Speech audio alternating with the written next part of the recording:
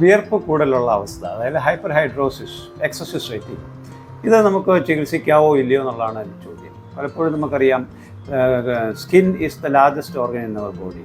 സ്കിന്നിൽ ഇത് സ്വെറ്റ് വേണ്ട എന്ന് നമ്മൾ വിചാരിക്കുന്നുവെങ്കിൽ ഫോറിൻ ബോഡീസ്, വെളിയിൽ പോകേണ്ട കെമിക്കൽസൊക്കെ ബോഡി മറ്റൊരു മാർഗത്തിൽ കൂടി കളയാൻ ശ്രമിക്കും. ആകെ ഉള്ളത് കിഡ്നിയാണ്. കിഡ്നി കൂടി പോകുന്നത് വളരെ ചെറിയ ഓർഗനാണ്.